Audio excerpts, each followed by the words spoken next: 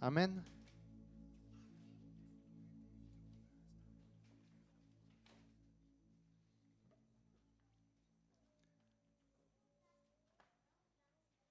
Ça va, vous allez bien? Pas trop compliqué ce début de jeûne pour ceux qui jeûnent. De toute façon, c'est très vite ceux qui jeûnent. Dès qu'on vous dit bonjour, ça se sent à la bouche.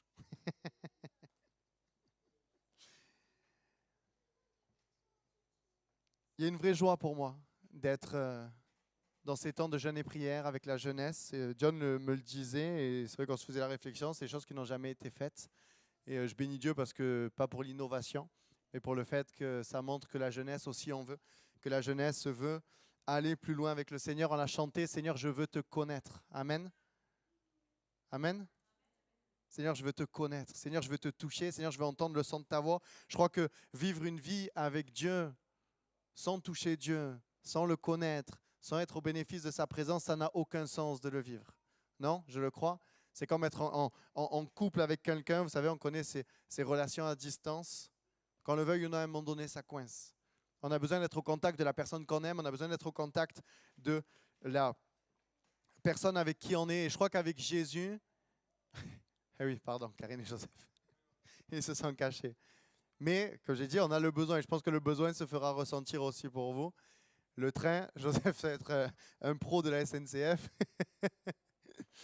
Mais on a ce besoin, parce que sinon, et notre vie avec Dieu n'aurait aucune raison d'être si on a plus de désir. Et si peut-être toi, que tu connais le Seigneur depuis maintenant un certain bout de temps, ou même ça fait pas tellement longtemps que tu es baptisé, mais que bon, finalement, tu viens à l'église et puis tu ne ressens pas le besoin d'être au contact de ton Sauveur, je prie ce soir pour qu'il y ait un temps particulier avec Dieu, pour que tu puisses retrouver cette soif et ce désir d'être dans la présence de Dieu. Amen.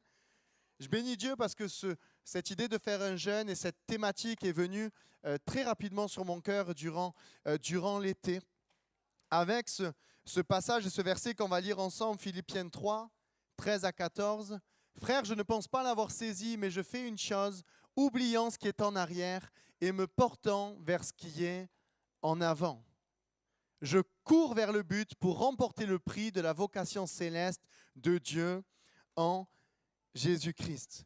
Quand ce thème est venu sur mon cœur, et vous savez, souvent je le dis, je ne suis pas de ceux qui veulent faire des messages marketing, de ceux qui veulent juste faire croire ou bercer d'illusions, mais je crois vraiment que pour la jeunesse de Saint-Maximin et même pour la jeunesse de France en général, il y a quelque chose de nouveau qui se prépare. Amen.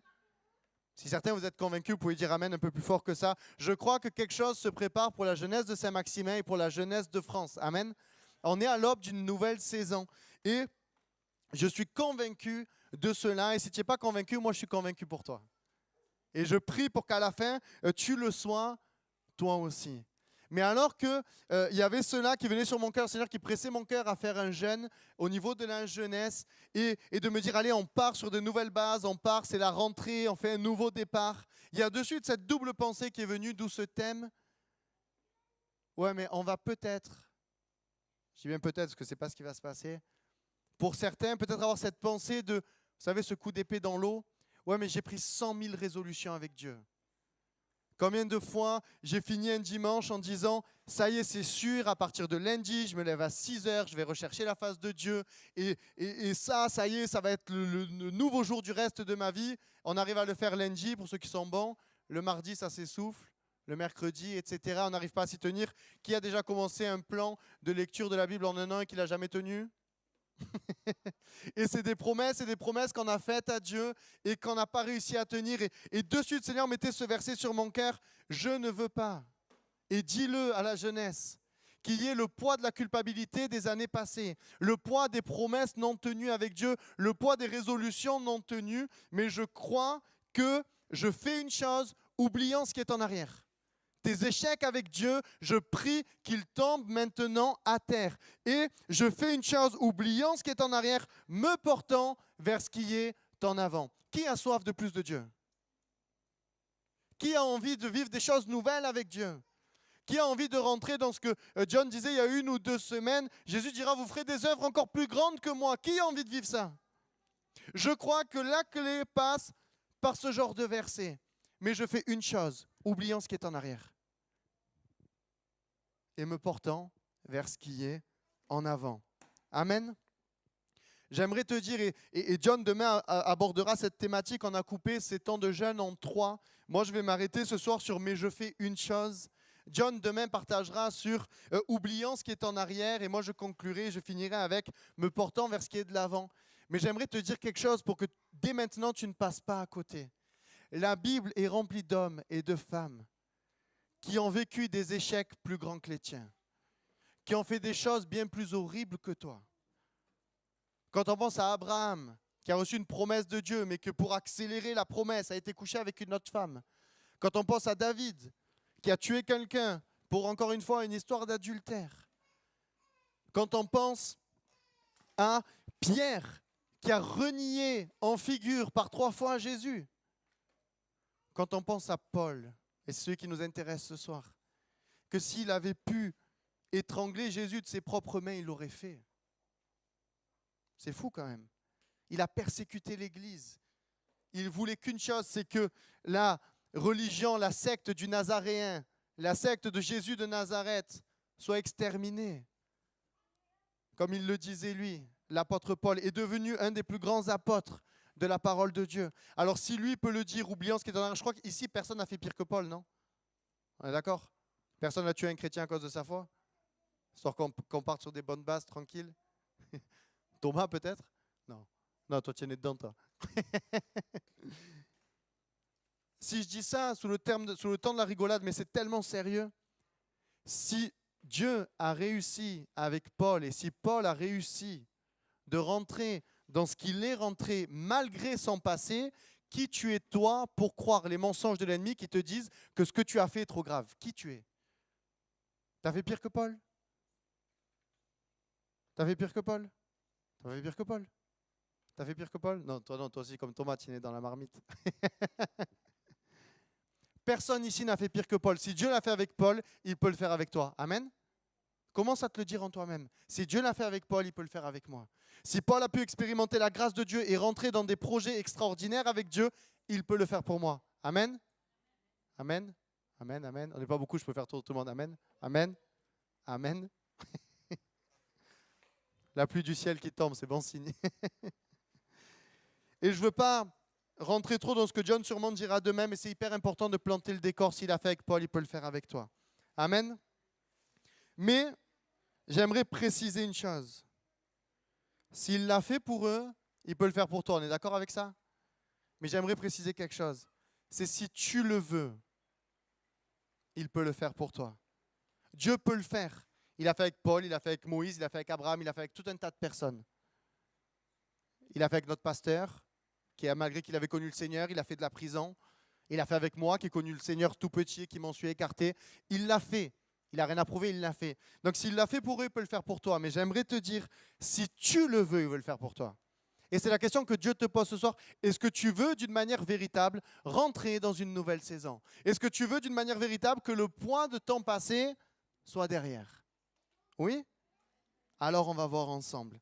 Et c'est le premier thème justement de ce soir. Paul dira, mais je fais, et c'est le titre, mais je fais une chose. Paul était déterminé, et avec un seul objectif en tête, de rentrer dans les plans de Dieu et de faire la volonté de Dieu. Souvent, ce qui fait qu'on passe à côté, c'est qu'on fait tout un tas de choses à droite, à gauche, en ci, en là. Même quand on est là aux réunions, on est aux réunions dans la présence de Dieu et on pense au travail, on pense à, punaise, si je rentre, j'ai les petits à laver, j'ai ci, j'ai là. On pense, oh là là, j'arrive pas à me concentrer, les petits font trop de bruit. Non, mais je fais une chose, focaliser sur le Seigneur. Je crois que ce qui va donner le tempo de cette nouvelle saison, ce qui va donner le temps de cette nouvelle saison, c'est la manière dont tu vas réussir à te focaliser seulement sur Christ. C'est ça qui va donner le temps. Paul ne dit pas « je fais 500 choses », il dit « mais je fais une chose ».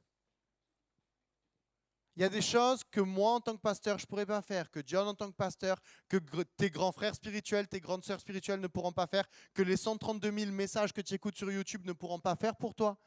Il y a des choses qui dépendent uniquement de toi. Je ne le fais jamais, ça. Je ne le fais qu'une fois. Dis à la personne qui est à droite, à ta gauche. Si tu veux rentrer dans une nouvelle saison, les choses dépendent que de toi. C'est long, hein? Si tu veux raccourci juste, ça dépend que de toi en fait. Raccourci, ça dépend que de toi. Et regardez ce que Paul dira. Ce verset est hyper important. Ce verset, le centre, tu peux mettre 1 Corinthiens 15, 9 à 10. Regardez Paul, comment il se voit. Et c'est véritable. Car je suis le moindre des apôtres. Je ne suis même pas digne d'être appelé apôtre. Et reste sur celui-là 5 secondes. Parce que j'ai persécuté l'Église de Dieu. Paul est conscient de son passé.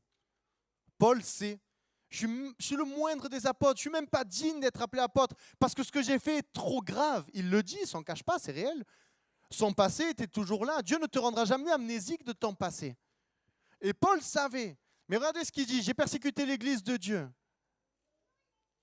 Par la grâce de Dieu, je suis ce que je suis. Et sa grâce envers moi n'a pas été vaine, loin de là. J'ai travaillé plus que tous, non pas moi toutefois, mais la grâce de Dieu qui est avec moi. J'ai mis une autre version, si tu peux mettre celui d'après. Peut-être un peu plus parlant pour certains. Oui, je suis le plus petit des apôtres. Je ne mérite même pas de porter le nom d'apôtre parce que j'ai fait souffrir l'Église de Dieu. La suite. Mais grâce à l'amour de Dieu, je suis devenu l'homme que je suis et cet amour a donné de bons résultats en moi. J'ai travaillé plus que tous les apôtres. En réalité, ce n'est pas moi qui ai travaillé, c'est l'amour de Dieu qui a agi en moi. Voici le combo parfait pour rentrer dans une saison avec Dieu qui est incroyable. C'est je suis convaincu et je suis touché par la grâce de Dieu. Parce que je vous le dis, si tu fais sans la grâce de Dieu, sans l'amour de Dieu, sans Dieu à tes côtés, tu es juste quelqu'un qui fait des choses, tu es un religieux. Mais le combo parfait entre Paul qui était convaincu de la grâce de Dieu, mais qui était aussi convaincu de qui il était, convaincu de ses lacunes, convaincu de son passé, convaincu de tout ça, a dit « Waouh ! J'ai réalisé cette grâce incroyable. Je ne mérite pas d'être apôtre. Je ne mérite pas d'être touché par Jésus. Je ne mérite pas d'être là. Mais j'ai été touché par cet amour de Dieu. Et parce que j'ai été touché par cet amour de Dieu, je vais travailler plus que les autres. » Voilà le combo parfait pour entrer dans une nouvelle saison. Paul dira, j'ai fait une chose. Qu'est-ce qu'il a fait? Il a travaillé plus que tous. Souvent, je le dis, il y a des choses où la communion fraternelle, toutes ces choses-là sont des très bonnes choses. Mais il y a des choses dans lesquelles il faut être égoïste dans ta relation où tu es seul avec Dieu. Comprenez le sens d'égoïste. Paul, il le dit ouvertement, j'ai travaillé plus que tous parce qu'il sait d'où il vient. Et il dit, je sais qui je suis. Je sais d'où je suis revenu et je sais combien la grâce de Dieu est immense pour moi. Et ce soir, ce qui va donner le temps aussi de ta nouvelle saison, c'est que tu puisses tout à nouveau réaliser la grâce de Dieu. Il y a quelque chose qui fait tellement mal au cœur et qui m'arrive aussi à moi. C'est ce que disait John au début, quand tu viens à l'église par habitude. Quand tu oublies que ta présence ici, c'est parce que Jésus a souffert sur une croix. Et nous, on vient en disant, bon, il y a les copains, c'est rigolo. Oh, et puis s'il se passe quelque chose, mais ça ne va pas la tête. On s'étonne de ne pas rentrer dans des choses incroyables avec Dieu, mais on vient à l'église comme si on allait jouer aux cartes. Des fois, on est plus motivé même pour aller faire un paddle ou pour aller au vélodrome. Je parle pour moi, là. Pas pour toi, pour moi, Joseph. Pour moi. Mais c'est réel. Des fois, il y a plus de passion qui se passe dans le ventre pour moi quand je regarde un match de foot que des fois quand je suis à l'église. C'est grave. Seigneur, rends-moi passionné de toi. Seigneur, rends-moi passionné de toi. Et je crois que cette passion vient seulement quand on réalise tout à nouveau la grâce de Dieu pour notre vie. Seigneur, je devais aller en enfer. Comment je peux ne pas être passionné de toi? Seigneur, je sais qui j'étais. Comment je peux ne pas être passionné de toi?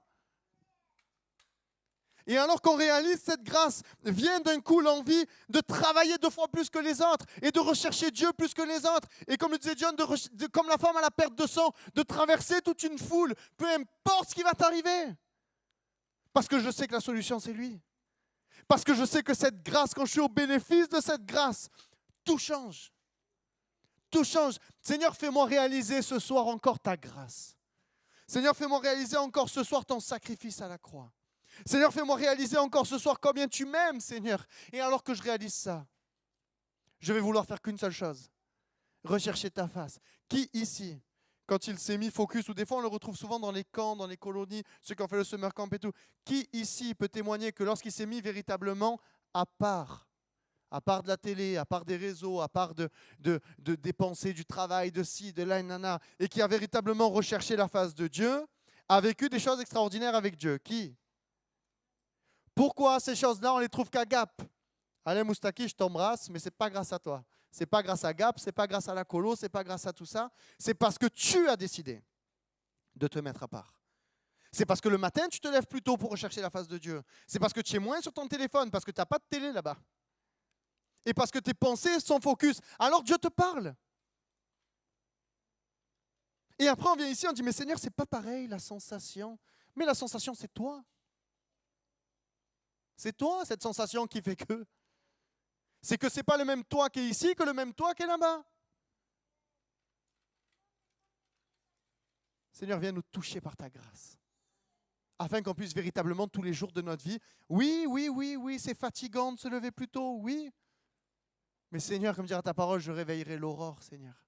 Je veux réveiller l'aurore, je veux venir m'emparer de ce que tu as en réserve pour moi.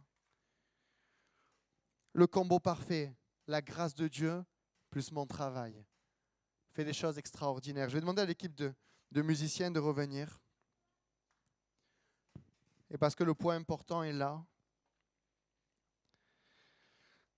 je pense que les choses ont été claires dans ce que j'ai dit. Qui est d'accord avec le fait que grâce de Dieu plus ma détermination va me faire voir de belles choses? Qui est d'accord avec ça?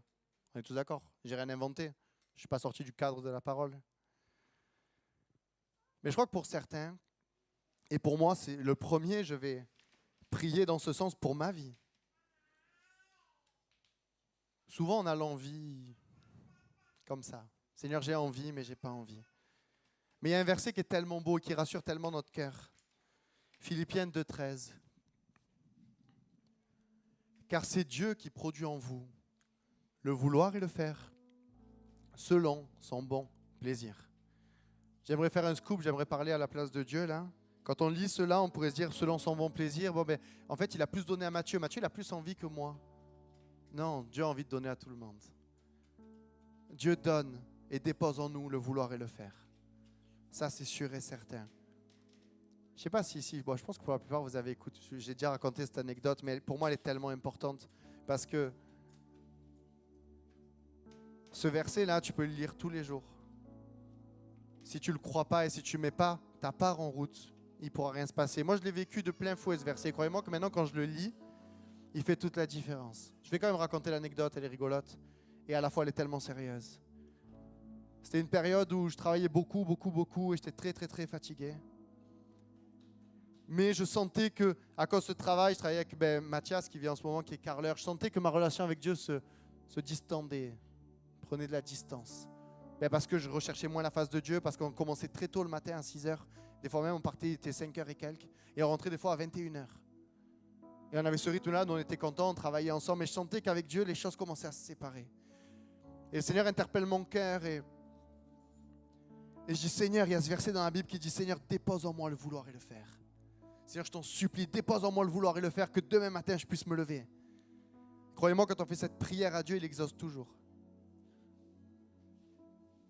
Et alors que je me levais, je ne sais plus si c'est 5 ou 6 ou peu importe, Seigneur me réveille 1 heure avant, avec des yeux comme ça, avec une envie en plus de lire sa parole. Et là, j'ai eu ce merveilleux réflexe de prendre mon téléphone et de faire « Ouf, Seigneur, si je peux dormir 1 heure de plus, franchement, ça me ferait du bien. » Et je me suis rendormi. Et là, le soir, je rentre, je finis ma journée, tard, je mange, et le soir, je me couche, il y a cette culpabilité dans mon cœur. Dans mon cœur, il est très bas, mon cœur, c'est quand j'ai faim, ça. Il y a cette culpabilité dans mon cœur. Je dis, Seigneur, je te demande pardon, Seigneur Jésus. Seigneur, demain, je t'en supplie, réveille-moi. Seigneur, redépose en moi ce vouloir et le faire. Et Dieu est un Dieu bon. Le lendemain matin, des yeux comme ça. Une envie de lire sa parole, une envie de rentrer dans sa présence. Et je prends mon téléphone, je fais, wow, Seigneur, mais toi, vraiment, tu es où? C'était 1 demi-heure, 1 heure avant mon heure. Je dis, Seigneur, tu sais ma journée. Tu sais comme elle est dure, Seigneur, pardon. Et je me suis rendormi. Et j'ai passé ma journée comme ça. Le soir, je remonte dans ma chambre. Je me couche. Et je pleure devant le Seigneur. Et je dis, Seigneur, je te demande pardon parce que ça fait 2 fois. Parce que je suis le plus abruti des abrutis, Seigneur Jésus. S'il te plaît, fais-moi grâce. Réveille-moi demain. Dépose en moi le vouloir et le faire. Qu'est-ce qu'a fait le Seigneur le 3e jour? Il m'a encore réveillé. Qu'est-ce que j'ai fait pour une 3e fois? Je crains. Je me suis rendormi. Et j'ai refait cette prière le soir. Et le lendemain matin, j'ai compris une chose, c'est que Dieu lui répond toujours. Et j'aime moi rajouter à ce verset, Seigneur, dépose en nous le vouloir et le faire selon son bon plaisir. Si tu te mets un coup de pied aux fesses. Ce 4e matin, j'ai dit non. J'ai dit, toi, tu as fait ta part. Maintenant, moi, je vais faire la mienne. Maintenant, malgré la fatigue, malgré mes pensées, malgré tout, Seigneur, malgré tout ce qui fait que j'ai 100 000 raisons de rester au lit, tu as fait ta part, je fais la mienne. Et je vais me lever, Seigneur, même si c'est difficile. Et croyez-moi que ça a été un total renouveau en moi. Et j'ai véritablement compris des choses de la parole de Dieu que je n'avais pas compris auparavant. Mais parce que j'ai décidé d'une manière véritable de faire ce combo parfait, grâce de Dieu, travail, grâce de Dieu, envie. Mais je fais une chose. Et vous savez, combien le soir quand je rentrais dans ma chambre et que je repriais à ce moment-là, croyez-moi que la culpabilité, elle était grande. Et le diable me disait, mais arrête de prier pour ça. Tu n'as pas honte de ce que tu fais au Seigneur? Tu as demandé déjà 1 fois, tu as demandé 2 fois, tu as demandé 3 fois et tu vas encore redemander, tu n'as pas honte? Mais je fais une chose, oubliant ce qui est en arrière. Seigneur, connais tes lacunes. Seigneur, connais mes lacunes. Seigneur, connais mes manquements. Seigneur, je veux oublier ce qui est en arrière. Je veux oublier ce que je n'ai pas fait hier, avant-hier et avant-avant-hier. Mais je veux être aujourd'hui. Et je fais une chose et je me tends vers ce qu'il y a vers l'avant. On va avoir un temps de prière. Je ne sais pas quelle heure il est, on a dit, on va s'y tenir. Il est moins le quart, il reste un quart d'heure. On voulait se tenir à 1 heure. Après, bien évidemment, c'est le Seigneur qui est au contrôle. Mais vous savez, on est dans un temps de jeûne et prière. J'allais vous dire, on ferme les yeux, mais non, j'ai envie de vous regarder dans les yeux pour vous le dire. Vous savez que je suis quelqu'un qui vous pousse, qui vous booste et qui aime vous dire les choses ouvertement. Vous êtes venu à une réunion de jeûne et prière. Qui a envie que Dieu dépose en lui le vouloir et le faire? Joseph a levé un doigt. Ah oui, c'est bon. Jeûne et prière.